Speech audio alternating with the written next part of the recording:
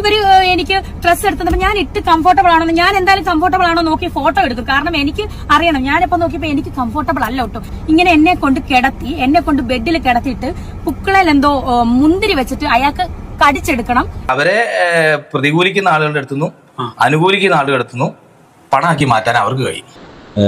ഇതോ ഇപ്പൊ ഇട്ട ഈ പിക്ചറോ ഇത് സെറ്റാണ്, പക്ഷെ ഇതിന്റെ പുറത്തുള്ള കോട്ട് വേണം. ജഗർ വേൾഡിലേക്ക് എല്ലാവർക്കും സുസ്വാഗതം. നമ്മുടെ രേണുസുതി വീണ്ടും ഒരു വീഡിയോയുമായിട്ട് രംഗത്തെത്തിയിരിക്കുകയാണ്. രേണുസുതിയെ ചീറ്റ് ചെയ്തു എന്ന് പറഞ്ഞുകൊണ്ട്. അതായത് രേണുസുതി പുതിയ ആൽബത്തിൻ്റെ ഷൂട്ടിങ്ങിനായിട്ട് റിസോർട്ടിലോട്ട് പോവുകയും അവിടെ ചെന്നതിന് ശേഷം അവളെ കിസ് ചെയ്യണം, അതായത് ഒരു ലിപ് ലോക്ക് സീൻ, അതുപോലെ നമ്മുടെ പൊക്കിളിൽ ഒരു മുന്തിരി വെച്ചിട്ട് അത് നക്കി തിന്നണം. അപ്പം അങ്ങനത്തെ ഓരോ കുറച്ച് വൾഗറായിട്ടുള്ള കുറച്ച് സീൻസും കാര്യങ്ങളൊക്കെ ചെയ്യണമെന്നാവശ്യപ്പെട്ടപ്പോൾ രേണുസുതി അത് തിരസ്കരിക്കുകയും അപ്പോൾ അതിനെതിരെ ആ ഡയറക്ടർക്കെതിരെ ഇപ്പോൾ രംഗത്ത് വരികയും ചെയ്തു. ഡയറക്ടർ അതിനെതിരെ വീണ്ടും പ്രതികരിച്ചിട്ടുണ്ടായിരുന്നു. അപ്പം വിശദമായിട്ട് നമുക്ക് നോക്കാം. അതിനു മുമ്പായിട്ട് സബ്സ്ക്രൈബ് ചെയ്യാത്തവരുണ്ടെങ്കിൽ സബ്സ്ക്രൈബ് ചെയ്തിട്ട് വീഡിയോ കാണാൻ ശ്രമിക്കണം. എനിക്ക് സബ്സ്ക്രിപ്ഷൻ വളരെ കുറവാണ്, അതുകൊണ്ടാണ്. പിന്നെ എൻ്റെ മുഖത്ത് കാണുന്ന പാടുകളെല്ലാം ചിക്കൻ ബോക്സിൻ്റെ ആഫ്റ്റർ എഫക്റ്റാണ്. അത് കുറച്ച് നാൾ കൂടെ ഉണ്ടാവും. അപ്പോൾ അതുകൊണ്ട് നിങ്ങൾ സഹകരിക്കണം. എൻ്റെ മുഖം കണ്ടിട്ട് ആരും പേടിക്കാതിരിക്കാനാണ് ഞാൻ ഇതെല്ലാ വീഡിയോയിലും പങ്കുവയ്ക്കുന്നത്. രേണുസുതിയെ കുറിച്ച് അറിയാത്തവരായിട്ട് ആരുമില്ല എന്നാണ് തോന്നുന്നത്. കൊല്ലം സുധിയുടെ ഭാര്യയാണ്. അപ്പോൾ കൊല്ലം സുധി ഭരിച്ചതിന് ശേഷം കുറച്ച് നാളത്തെ ഗ്യാപ്പിന് ശേഷം മൂപ്പരാൾ ഫുൾ ആക്റ്റീവായിട്ട് സോഷ്യൽ മീഡിയയിൽ നെഗറ്റീവ് കമൻറ്റുകളിലൂടെ വൈറലായ ബിഗ് ബോസിൽ പോവുകയും പിന്നീട് അതിനുശേഷം ഗൾഫിലൊക്കെ വളരെയധികം ഉദ്ഘാടനങ്ങൾക്കും കാര്യങ്ങൾക്കൊക്കെ ആയിട്ട് ഭയങ്കര തിരക്കുള്ള ഒരു നടിയായി മാറുകയും ആൽബത്തിലെ സോങ്ങുകളൊക്കെ ചിത്രീകരിച്ച് അപ്പോൾ അതിലൂടെയും വൈറലായി. അപ്പോൾ ഇതിൻ്റെ ഡയറക്ടറുടെ പേര് എന്ന് പറഞ്ഞാൽ വിപിൻ ലാൽ എന്നാണ്. അപ്പോൾ ഈ ഡയറക്ടർ മുമ്പ് രേണുസുതി വെച്ചിട്ട് ആൽബം ചെയ്തിട്ടുള്ള തന്നെയാണ്. കുണുങ്ങി എന്ന് പറഞ്ഞിട്ടുള്ള ഒരു ആൽബം ചെയ്തിട്ടുള്ള അതേ വ്യക്തി തന്നെയാണ്. അപ്പോൾ ആളുടെ രണ്ടാമത്തെ ആൽബത്തിലേക്ക് ഈ രേണുസുതിയെ ക്ഷണിക്കുകയുണ്ടായി. അപ്പോൾ രേണുസുതി ഗൾഫിൽ പോകുന്നതിന് മുൻപാണെന്ന് തോന്നുന്നു. അപ്പോൾ അതിൻ്റെ ചാറ്റ് നമുക്കൊന്ന് കാണാം. സംഭവം ബിക്കിനി അല്ല, മോണോക്കിനാണ്. പക്ഷെ ഞാൻ ഉദ്ദേശിച്ച് താഴത്ത് ഒരു ഷാളാക്കാം എന്നാണ് വിചാരിച്ചത്. ഇതിലുള്ള പിക്ചർ അങ്ങനെ തന്നെ ഇട്ടുന്നേ ഉള്ളൂ. താഴത്തൊരു ഷാളാകുമ്പോൾ അത് മൂന്നായിട്ട് മടക്കുമ്പോൾ കുറച്ചുകൂടി ലെങ്ത്തിൽ കിട്ടും. പക്ഷേ ഈ പറഞ്ഞ പോലെ മുകളിലത്തെ പീസ് ഇച്ചിരി ചെറുതായി പോയി. റെഡിയാ ഇതോ ഇപ്പൊ ഇട്ട ഈ പിക്ചറോ അഡ്രസ്സ് ഒന്ന് പറയണേ. ഞാൻ ഓൺലൈനിൽ ഡ്രസ്സ് ആ അഡ്രസ്സിലേക്ക് അയക്കാം. അപ്പോൾ കൈപ്പറ്റാൻ പറ്റുന്ന അഡ്രസ്സ് ഏതാണോ അത് പിൻകോഡ് അടക്കം ഇതിൽ എഴുതിയിരുന്നേ. ഇത് സെറ്റാണ്, പക്ഷെ ഇതിന്റെ പുറത്തുള്ള കോട്ട് വേണം, മറ്റേ ഓവർ കോട്ട് വേണം. അതൊക്കെയാണ്. ഇത് സെറ്റാണ്. നിങ്ങൾ തന്നെ അത് റെഡിയാക്കി. എനിക്കിത് എവിടെ ചെന്നാ മേടിക്കണമെന്നൊന്നും അറിയില്ല. അതാണ് ഞാൻ. നമുക്കൊരു പൂൾ സീനുണ്ട്. അപ്പോൾ ഈ ഡ്രസ്സ് സെലക്ട് ചെയ്യാവോ? കാരണം ഞാൻ ബിക്കിനി ഇടത്തില്ലെന്ന് നേരത്തെ പറഞ്ഞിട്ടുണ്ട്. ഇത് ബിക്കിനി തന്നെയാണ്, ബിക്കിനിയുടെ വേറൊരു വേർഷനാണ്. അപ്പൊ ഞാൻ ഇത് ഇടാനുള്ള ഒരു ഇതില്ല. ഈ പാൻസിന്റെ സൈസ് എത്രയാണ്? അരയുടെ സൈസ്? കുടുങ്ങി ആൽബല്ലേ ദാസേട്ടൻ രേണുസുതി അവർ വെച്ച് കഴിഞ്ഞ പ്രോജക്റ്റ് ചെയ്താ. ഇപ്പോൾ ഒരു പുതിയ പ്രോജക്റ്റ് ഉണ്ട്, വെണ്ണില എന്ന് പറഞ്ഞിട്ട്. അതിൻ്റെ ഷൂട്ട് 6-ാം തീയതി 7-ാം തീയതിയാണ്. ഏപ്രിൽ 6-7 ഈ വരുന്ന 6-ാം തീയതി 7-ാം തീയതി. അപ്പോൾ അത് കക്കാടംപൊയിലിൽ പൊറായി എന്ന് പറയുന്ന റിസോർട്ടിൽ വെച്ചിട്ടാണ്. അപ്പോൾ അതിന് നിങ്ങളെ ക്ഷണിക്കാൻ വേണ്ടിയിട്ടാണ്. പിന്നെ അത്യാവശ്യം ഇൻറ്റിമേറ്റ് സീനും കാര്യങ്ങളൊക്കെ ആയിട്ട് കഴിഞ്ഞ പ്രാവശ്യത്തെ പ്രോജക്റ്റ് പോലെയല്ല, ഇത് കണ്ടറിഞ്ഞ് റിലീസ് ചെയ്യുന്ന സാധനമാണ്. അപ്പോൾ അങ്ങനെ സപ്പോർട്ട് ഉണ്ടാകുമെന്ന് പ്രതീക്ഷിക്കുന്നു. അപ്പോൾ ഇങ്ങനെയാണ് അവർ രേണുസുതിയെ കോണ്ടാക്ട് ചെയ്യുന്നത്. അപ്പോൾ രേണുസുതിക്ക് വീട്ടിലോട്ട് ഡ്രസ്സ് അയച്ചു തരാം എന്നൊക്കെ പറഞ്ഞിട്ടുണ്ടായിരുന്നു. ഏതെങ്കിലും ഒരു ആപ്പിൽ നിന്ന് എടുത്തിട്ടുള്ളതായിരിക്കാം. ആ ഒരു ഡ്രസ്സ് ഇവർക്ക് അയച്ചു കൊടുക്കുകയും അതിനുശേഷം അതിൻ്റെ അടിയിൽ പറയുകയും അപ്പോൾ ഈ ഇങ്ങനെയുള്ള ഒരു ഡ്രസ്സ് ആണ് ഇതിനകത്ത് ധരിക്കേണ്ടത്, അപ്പോൾ ഇത് നിങ്ങളുടെ സൈസ് എത്രയാണ്, പാൻറ്റിൻ്റെ സൈസ് എത്രയാണെന്നൊക്കെ ചോദിച്ചുകൊണ്ടാണ് ഈ ഒരു മെസ്സേജ് നമുക്ക് കാണാൻ കഴിഞ്ഞത്. പിന്നെ അതിനകത്ത് പറഞ്ഞിട്ടുള്ള ഒരു സംഭവം എന്ന് പറഞ്ഞാൽ ഞാൻ വീട്ടിലോട്ട് കൊറിയർ അയച്ചു തരാം. അതെത്രത്തോളം നടപടിയാവുന്ന ഒരു കാര്യമാണെന്ന് എനിക്ക് തോന്നിയില്ല. അത് കേട്ടപ്പോൾ തന്നെ ആദ്യത്തെ ചാറ്റിൽ തന്നെ നമുക്കത് മനസ്സിലാവും, അത് വൃത്തിക്ക് നടക്കുന്ന ഒരു പരിപാടിയില്ല. എന്താണെന്ന് വെച്ച് കഴിഞ്ഞാൽ ഇതിനകത്ത് കുറച്ച് ക്ലാരിറ്റി വരുത്തേണ്ട കാര്യങ്ങളുണ്ട്. അത് വഴിയെ ഈ ഡയറക്ടറുടെ തന്നെ ഈ വിവാദങ്ങൾക്ക് ശേഷം നടന്ന ഇൻ്റർവ്യൂവിൽ വളരെ വ്യക്തമായിട്ട് പറയുന്നുണ്ട്. ഇപ്പോൾ ഇതിനകത്ത് ഷൂട്ടിംഗ് ഡേറ്റ് പറഞ്ഞിട്ടുണ്ടായിരുന്നത് 6, 7 എന്നീ ദിവസങ്ങളാണ്. രേണുസുതി ദുബായിലായിരുന്നു, റാസൽ കൈമയിലായിരുന്നു. അപ്പോൾ റാസൽ കൈമയിൽ വാട്സപ്പ് അലോഡ് അല്ല. അപ്പോൾ അതിനുശേഷം ഈ ഡയറക്ടർ അയച്ചിട്ടുള്ള വോയിസ് മെസ്സേജുകളൊന്നും ഒരാൾക്ക് കേൾക്കാൻ പറ്റിയിട്ടില്ല. എനിക്ക് തോന്നുന്നു ഇത് പരിപാടി മൊത്തത്തിൽ പ്ലാൻ ചേഞ്ച് ചെയ്തിട്ടുണ്ട് എന്ന് തോന്നുന്നു. അപ്പോൾ വീട്ടിലോട്ട് ഡ്രസ്സ് അയക്കണ പരിപാടി പ്ലാൻ ചേഞ്ച് ചെയ്തിട്ട് ലൊക്കേഷനിൽ വന്നപ്പോഴാണ് രേണുസുതിക്ക് ഡ്രസ്സ് കിട്ടുന്നത്. ഇനി ഈ ഒരു സംഭവം പുറത്തോട്ട് വരാനുണ്ടായ ഒരു സാഹചര്യം, അതായത് ഷെഫീന ബീവി രേണുസുദീനെ വെച്ചിട്ടാണ് കൂടുതൽ കണ്ടന്റുകൾ മൂപ്പരാൾ ചെയ്യുന്നത്. അപ്പം ഈ ഒരു സംഭവം പുറത്തോട്ട് കൊണ്ടുവന്നതും ഈ ഷെഫീന ബീവിയാണ്. ഹെഡിങ് ഇങ്ങനെയാണ്, അതായത് നമുക്ക് ആ ഒരു വീഡിയോ ആദ്യം കാണാം. അപ്പം ഇതിൽ നിന്നാണ് എല്ലാം തുടക്കം.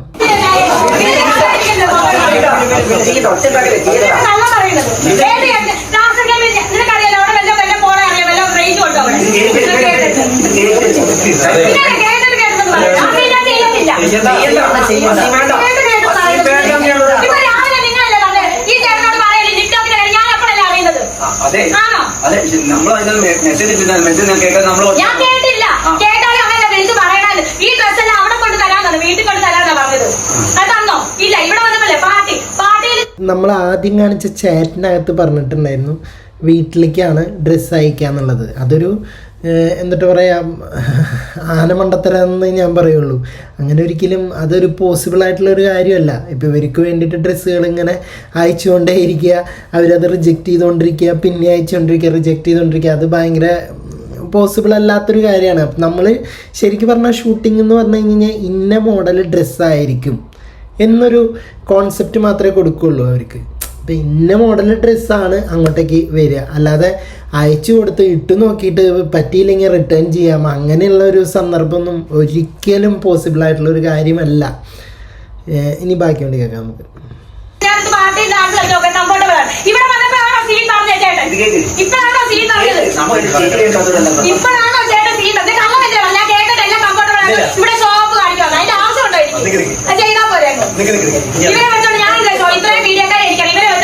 ഷോപ്പ് കാണിക്കുന്നത് അത് എന്തിനാ ഷോപ്പ് കാണിക്കുന്നത്? ഞാൻ അഭിനയിച്ചാൽ പോലെ എനിക്ക് പറ്റത്തില്ല, അത്രേ ഉള്ളൂ. പിന്നെ എന്താ ഷോപ്പ് കാണിക്കും? അപ്പോൾ രേണുവിനോട് ആരോ പറഞ്ഞു ഷോ ഓഫ് കാണിക്കരുത്, അതായത് ലിപ് ലോക്കിൻ്റെ കാര്യം പറഞ്ഞു, ആൾക്ക് പിടിച്ചിട്ടില്ല. പിന്നെ രണ്ടാമത്തെ കാര്യം എന്ന് പറഞ്ഞു കഴിഞ്ഞാൽ ഡ്രസ്സ് വീട്ടിലെത്തിയിട്ടില്ല, ഇവിടെ സെറ്റിൽ വന്നപ്പോഴാണ് ഡ്രസ്സ് കിട്ടിയത്, അത് 2. അപ്പോൾ ഈ 2ഉം പിടിച്ചിട്ടില്ല. അപ്പം മൂപ്പരാൾ ഒച്ച വെച്ചു. അപ്പോൾ അതൊരു ഷോ ഓഫാന്ന് പറഞ്ഞു. അതായത് അവിടെ ഇപ്പോഴേ രേണുസുതി എന്ന് പറഞ്ഞു കഴിഞ്ഞാൽ ആരാ, ഭയങ്കര വലിയൊരു ആക്ട്രസ്സാണ്. സോ അവളെ ചുറ്റിപ്പറ്റിയിട്ട് എപ്പോഴും മറ്റേ വീഡിയോക്കാരുണ്ടല്ലോ അവർ എപ്പോഴും ഉണ്ടാവും. ഈ ബോളിവുഡിലൊക്കെ പാപ്പരാസികൾ പറക്കം മാഞ്ഞിട്ട് അടങ്ങുമല്ലോ, അപ്പോൾ അതുപോലത്തെ ഒരു ഗെറ്റപ്പാണ് നമ്മളെ രേണുസുതിക്കുള്ളത്. അപ്പോൾ അവിടെയും കുറേ ആൾക്കാർ വീഡിയോ പിടിക്കാനായിട്ടുണ്ടായിരുന്നു. അപ്പോൾ അവരുടെ മുന്നിൽ ഷോ ഓഫ് ഇടാണെന്ന് ആരോ പറഞ്ഞിട്ടുണ്ടായിരുന്നു. അപ്പോൾ അതിനെതിരെയാണ് ഇപ്പോൾ പ്രതികരിച്ചുകൊണ്ടിരുന്നത്. ഓക്കെ, ഇപ്പം നമ്മൾ കണ്ട വീഡിയോയ്ക്കകത്ത് രേണുസുതിയെ കാണാൻ സാധിക്കുന്നില്ല, പക്ഷേ അവളുടെ സൗണ്ട് കേൾക്കാൻ സാധിക്കുന്നുണ്ട്. അപ്പോൾ ഇതൊരു ഉഡായിപ്പാണോ എന്ന് നമുക്ക് ഡൗട്ട് അടിക്കേണ്ട ഒരു കാര്യമില്ല. എന്താണെന്ന് വെച്ച് കഴിഞ്ഞാൽ ഇതൊക്കെ സത്യമായിട്ടുള്ള കാര്യമാണെന്ന് പിന്നീട് രേണുസുതി ഇതിനെതിരെ പ്രതികരിച്ചിട്ട് ഒരു വീഡിയോ ചെയ്തിട്ടുണ്ടായിരുന്നു. എന്തായാലും ഇപ്പോൾ ഈ ഒരു വീഡിയോ പങ്കുവെച്ചത് ഷെഫീന ബീവിയാണ്. ഷെഫീന ബീവിക്കെതിരെയായിട്ട് രേണുസുതി രംഗത്ത് വന്നിട്ടുണ്ട്. ആ വീഡിയോ ഒന്ന് ഞാനിവിടെ പ്ലേസ് ചെയ്യുന്നുണ്ട്. ലാസ്റ്റ് ഇപ്പം രേണു അഭിനയിക്കാൻ പോയ ഒരു ആൽബം ഷൂട്ട് മുടങ്ങി. അതിൽ ഒരുപാട് ആരോപണങ്ങൾ, രേണു അതിൽ ലഹരി ഉപയോഗിച്ചു എന്നൊക്കെ പറയുന്ന ഒരു അവസ്ഥയുണ്ടായി.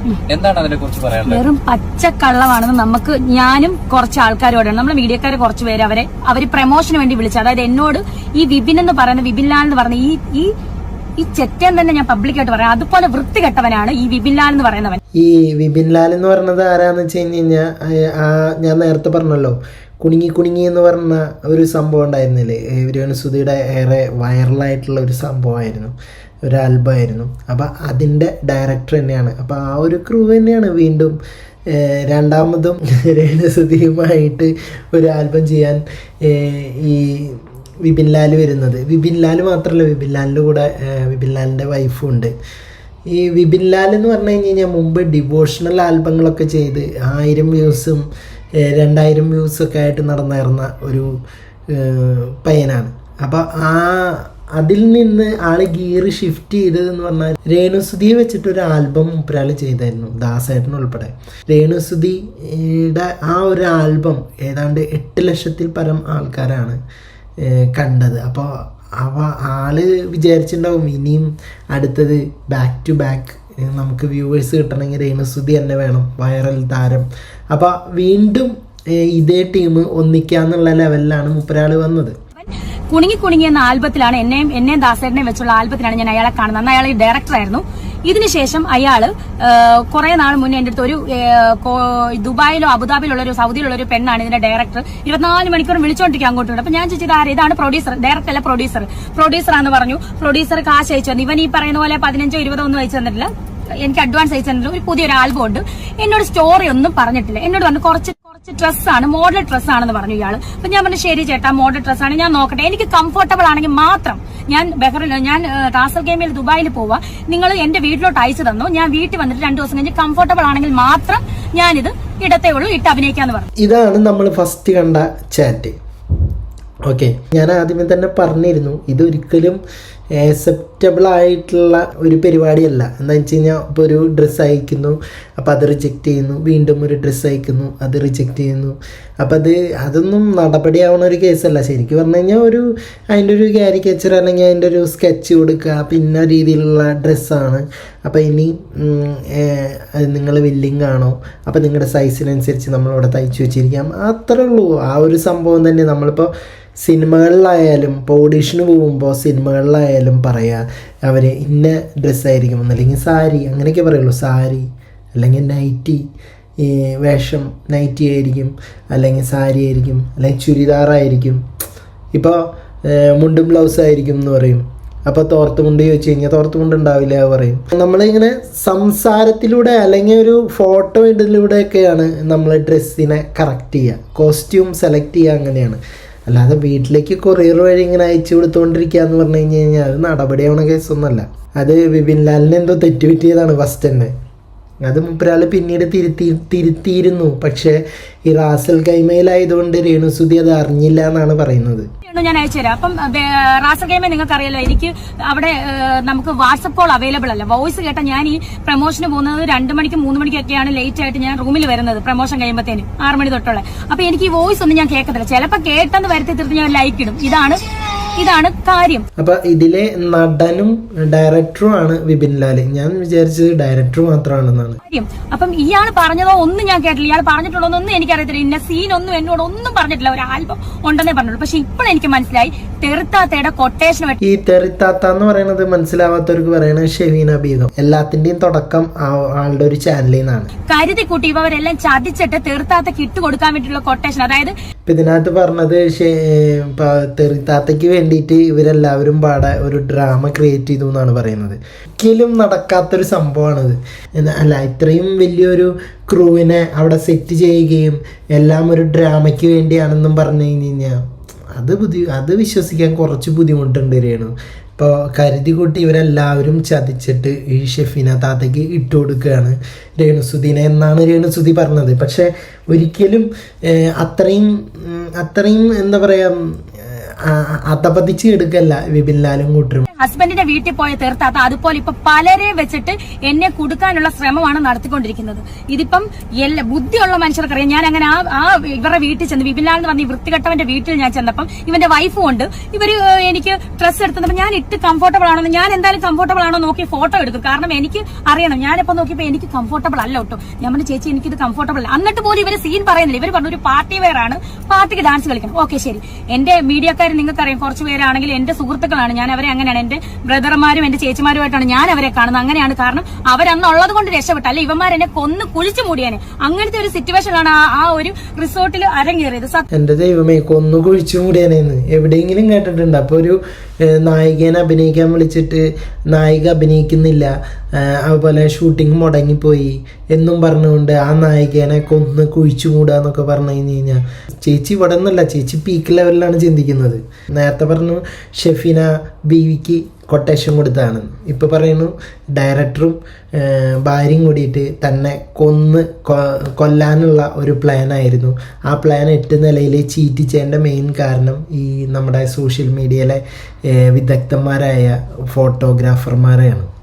അപ്പോൾ അവന്മാർ വന്നതുകൊണ്ടാണ് രേണുസുതി ജീവനോടെ രക്ഷപ്പെട്ടതെന്നാണ് പറഞ്ഞത്.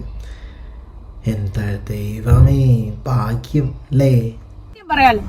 അങ്ങനെ ഞാൻ അവിടെ ചെന്ന് സീൻ പറഞ്ഞു തരും. അപ്പൊ രാവിലത്തെ സീനൊന്നും കുഴപ്പമില്ല, ഒരു പൂ തരുന്ന സീനാണ്, നിങ്ങളെല്ലാം കണ്ടു കാണും. ഇയാൾ തന്നെ പറഞ്ഞ് പ്രമോഷൻ കൊടുക്ക്. ഒരു ഉച്ച കഴിഞ്ഞ് വൈകുന്നേരം ആയപ്പോ തൊട്ട് ഇയാൾ മാറ്റി മറിച്ചും ഇങ്ങനെ അങ്ങോട്ടും ഇങ്ങോട്ടും സംസാരിച്ചു. ഞാൻ എന്ത് സീൻ അടുത്ത് എടുക്കാൻ പോകുന്നത്, ഇയാൾ ഒരു ഡ്രസ്സ് എടുത്ത് തന്നിട്ടുണ്ട്, ഇതാണ് ഇടേണ്ടത്. ഇയാളുടെ വൈഫാണ്. ഇയാളുടെ വൈഫ് വന്നിട്ട് ഓരോന്ന് വീഡിയോ പിടിച്ചോണ്ടിരിക്കും. അപ്പൊ ഞാൻ ചോദിക്കുന്നുണ്ട്, ചേച്ചി എന്താ വീഡിയോ പിടിക്കുന്നത്? ഞാൻ വെറുതെ, എനിക്കിതൊന്നും അറിയത്തില്ല. അപ്പം ഇവരെല്ലാം ഒത്തോണ്ട് ഷെഫീന ബീവി എന്ന് പറയുന്നത്, അതായത് ഈ തെർത്താത്തയ്ക്ക് കൊടുക്കാനുള്ള തെളിവുകളായിരുന്നു ഇതെന്ന് എനിക്ക്. വീണ്ടും ഷെഫീന ബീവിയിലേക്കൊട്ട് പോയിക്കൊണ്ടിരിക്കുകയാണ്. ഗൈസ്, എവിടെയെങ്കിലും ഒന്ന് ഉറച്ചു നിൽക്കും രേണുസുതി. ഡയറക്ടറും ഭാര്യയും കൂടി കൊല്ലാൻ പ്ലാൻ ചെയ്തു എന്ന് പറയുന്നു. അതായത് ജീവനും കൊണ്ട് രക്ഷപ്പെട്ട് ഓടിപ്പോരുമായിരുന്നു എന്ന് പറയുന്നു. ഇപ്പം പറയുന്നു ഷെഫീന ബീവിക്ക് വേണ്ടിയിട്ട് ഇട്ട് കൊടുക്കാനായിട്ട് വീഡിയോ പിടിച്ചുകൊണ്ടിരിക്കുകയാണെന്ന് പറയുന്നു. എന്തൊക്കെയാണല്ലേ. എനിക്ക് തോന്നുന്നു ഇവർക്ക് അയച്ചു കൊടുത്തിട്ടുള്ള ഡ്രസ്സുകളിൽ നമ്മൾ ആ ചാറ്റിൽ കണ്ടിട്ടുണ്ട്. അപ്പം ആ ഒരു ടൈപ്പ് ഡ്രസ്സാണ് ഇവർ കരുതിയിട്ടുള്ളതെന്നെങ്കിലും ഇവർക്ക് ഊഹിക്കാമായിരുന്നു. ഇത് എന്താണ് സംഭവം എന്ന് കൃത്യമായിട്ട് നമുക്ക് അറിയാൻ കഴിയുന്നില്ല. അതായത് കാശിൻ്റെ പ്രോബ്ലം ആണോ അതോ വേറെന്തെങ്കിലും പ്രശ്നമാണോ ഒന്നും അറിയില്ല. എന്തായാലും ഇതിൽ കൂടുതൽ എക്സ്പോസൊക്കെ ആയിട്ടുണ്ടായിരിക്കാം. സബ്സ്ക്രിപ്ഷനൊക്കെ ഉള്ള ചേച്ചിയാണ്. ഞാൻ അതിലോട്ടൊന്നും വലുതായിട്ട് പോകുന്നില്ല. ഒരു പക്ഷേ ചിലപ്പോൾ ഈ ഡയറക്ടർ ഇവരെന്നെ വെച്ചിട്ട് മുതലാക്കാൻ തീരുമാനിച്ചിട്ടുണ്ടായിരിക്കാം. എന്താണെന്ന് വെച്ച് കഴിഞ്ഞാൽ ആദ്യത്തെ വീഡിയോ നല്ല വ്യൂസ് കിട്ടിയതാണ്. അപ്പോൾ രണ്ടാമത്തെ വീഡിയോയിൽ കുറച്ചും കൂടി എക്സ്പോസ്ഡ് ആയിട്ട് അഭിനയിക്കുകയാണെങ്കിൽ കുറച്ചും കൂടി നല്ല രീതിയിൽ വൈറലോ റീച്ച് ആവാൻ സാധ്യതയുണ്ടെന്ന് കരുതിയിട്ട് ഇവരെ വെച്ച് മുതലാക്കാൻ പ്ലാൻ ചെയ്തിട്ടുണ്ടായിരുന്നിരിക്കണം. പക്ഷേ രേണുസുതി അത് പറ്റില്ല എന്ന് പറഞ്ഞിട്ട് ഇറങ്ങിപ്പോന്നു. പക്ഷെ അതിനുശേഷം ഷെഫീന ബീവിക്ക് വേണ്ടിയാണ് ഈ കാട്ടിക്കൂട്ടിയതൊക്കെ എന്നൊക്കെ പറഞ്ഞു കഴിഞ്ഞാൽ അതൊക്കെ വിശ്വസിക്കാൻ കുറച്ച് ബുദ്ധിമുട്ടുണ്ട്. ചേച്ചി ബാക്കി കൂടി പറ. നമ്മൾ നിഷ്കളങ്കര, നമ്മൾ ആരെ ചതിക്കുന്നില്ല. നമ്മൾ ഒരു ചതിയും ചെയ്യാത്ത ആൾക്കാരാണ്. ഈ സ്ത്രീ പുരുഷനും എന്റെ അടുത്ത് പറഞ്ഞു, ഈ ഡ്രസ്സ്, ഈ കുഞ്ഞു ഡ്രസ്സ്, ഞാൻ ആ ഡ്രസ്സ് നിങ്ങളെ കാണിക്കാം, കുഞ്ഞു ഡ്രസ്സ് ഇട്ടുകൊണ്ട് ഇങ്ങനെ എടുക്കണം, പിള്ളേരെ എടുക്കുന്ന പോലെ എന്നെ എടുക്കണം. ഞാൻ പറഞ്ഞു നടക്കത്തില്ല, അങ്ങനെ എടുക്കാൻ പറ്റത്തില്ല. അതെന്നെ രേണു. അപ്പൊ ക്യാമറാമാൻ എന്നോട് വന്നിട്ട്, അയാളുടെ പേര് എനിക്കതല്ല, പുറകെ നിന്നുള്ള ആംഗിൾ വെക്കുന്നത്, രേണുവിന്റെ ഫേസ് മാത്രമേ ഉള്ളൂ, ഇങ്ങനെ തന്നെ എടുക്കണമെന്ന് നിർബന്ധിച്ചുകൊണ്ടിരിക്കാം. ഞാൻ പറഞ്ഞു പറ്റത്തില്ല. അപ്പൊ ഈ കള്ള വിപിലാലെന്ന് പറയുന്ന ഈ കള്ള തേർഡ് റേറ്റ് അവന്റെ ഭാര്യ പറയാണ് ഞാൻ എടുത്ത് ഡെമോ ചെയ്യാന്ന്. ഞാൻ പറഞ്ഞു നടക്കത്തില്ല ചേച്ചി, എനിക്ക് അങ്ങനെ പറ്റത്തില്ല. അതും പോരാ ഞാൻ. അപ്പം ദാസേട്ടനും പ്രതീഷും ഒക്കെ നിന്നെ ആൽബത്തിൽ എടുക്കുന്നത്. ഞാൻ പറഞ്ഞു എന്നെ അവരെടുക്കുന്നത് ഇങ്ങനെയാണ് എടുക്കുന്നത്, എന്നെ ഒന്നെങ്കിൽ ഇങ്ങനെ എടുക്കുക, അല്ലാതെ ഇങ്ങനെ നമ്മുടെ കാല് കവച്ച് വെച്ച് എനിക്ക് നിങ്ങളുടെ എടുക്കാൻ സമ്മതിച്ചില്ല. കാരണം എനിക്ക് പറ്റൂല, ഒരു ആൽബം ആണെങ്കിലും സിനിമയാണെങ്കിലും ഞാൻ ചെയ്യൂല എന്ന് പറഞ്ഞു. അപ്പോൾ അതാണ് സംഭവം. രേണുസുതി ആദ്യം ലൊക്കേഷനിൽ എത്തുന്നു. ലൊക്കേഷനിൽ എത്തിയതിന് ശേഷമാണ് ഡ്രസ്സ് കാണുന്നത്. ഡ്രസ്സ് മൂപ്പരാൾക്ക് പിടിക്കുന്നില്ല. അതിനുശേഷം സീൻ എന്താണെന്ന് പറയുന്നു. അപ്പോൾ സീൻ എടുക്കുന്ന സീനാണ്. അപ്പോൾ ഈ കാലിങ്ങനെ കവച്ച് വെച്ചിട്ട് ഇവിടെ കയറിയിരിക്കുന്ന രീതിയിലുള്ള ഒരു എടുക്കലാണ്. അപ്പോൾ അതിന് ആൾ വില്ലിങ് ആവുന്നില്ല. അപ്പോൾ വിപിൻ ലാലിൻ്റെ വൈഫ് പറയുന്നു ഞാൻ ഡെമോ കാണിച്ചു തരാം. അപ്പോഴും വില്ലിങ് ആവുന്നില്ല, എനിക്ക് സാധിക്കില്ല. അപ്പോൾ ദാസേട്ടനൊക്കെ നിന്നെ എടുത്തതോ എന്ന് ചോദിക്കുമ്പോൾ ഇങ്ങനെയാണ് എടുക്കുന്നത്. അപ്പോൾ മറ്റോണം എടുക്കൽ എനിക്ക് ഒരിക്കലും കംഫർട്ടല്ല എന്ന് പറയുന്നു. ശരി, അപ്പോൾ ബാക്കിയും കൂടി നമുക്ക് കേൾക്കാം. അപ്പൊ ഇയാൾ പറഞ്ഞു അടുത്ത സീൻ എന്ന് പറയുമ്പോൾ ഇങ്ങനെ എന്നെ കൊണ്ട് ബെഡിൽ കിടത്തിയിട്ട് പുക്കളയിൽ എന്തോ മുന്തിരി വെച്ചിട്ട് അയാൾക്ക് കടിച്ചെടുക്കണം എന്ന് ഇയാൾ പറഞ്ഞു. ഞാൻ പറഞ്ഞു നടക്കുന്ന കേസല്ല ചേട്ടാ, എനിക്കിത് പറ്റൂലെന്ന് പറഞ്ഞു. പറ്റൂല. ആദ്യം ഞാൻ മിതത്വമായിട്ടാ പറഞ്ഞു പറ്റൂല ചേട്ടാ പ്ലീസ്, എനിക്ക് പറ്റൂല. അത് ഞാൻ അയാളെ മദ്യപിച്ച അവശയായിട്ടുള്ള ഒരു സീനാണ്. ഞാൻ അന്നത്തെ ദിവസം രാവിലെ തൊട്ട് വൈകുന്നേരം ഞാൻ ഒരു മദ്യവും കഴിച്ചില്ല. ഇവർ ഈ പറയുന്ന ഇവരല്ലെങ്കിൽ തെളിവ് കൊണ്ടിട്ട് ഒരു സിഗരറ്റും വലിച്ചില്ല, മദ്യവും കഴിച്ചില്ല. ഞാൻ ആകെ എന്റെ മീഡിയക്കാരായ സുഹൃത്തുക്കളുണ്ട്, ഞാൻ അവരോട് ഇവര് ചായ പോലും പച്ച വെള്ളം പോലും ഇവർ തരാതാണ്, ചായ പോലും വൈകുന്നേരം ആയപ്പോ. അപ്പൊ ഞാൻ പറഞ്ഞു എനിക്ക് ഇച്ചിരി ചായ വേണമെന്ന് പറഞ്ഞ് ഞാൻ ഇവരെ കൂട്ടിക്കൂട്ടി ചായയും ആ താഴത്തെ കടയിൽ അറിയാൻ ചായയും പരിപ്പോടെ മാത്രമാണ് ഞാൻ കഴിച്ചത്. ഞങ്ങൾ കഴിച്ചത് അതിട്ടാണ് തിരിച്ചു വന്നത്. ഇതാണ് സംഭവം.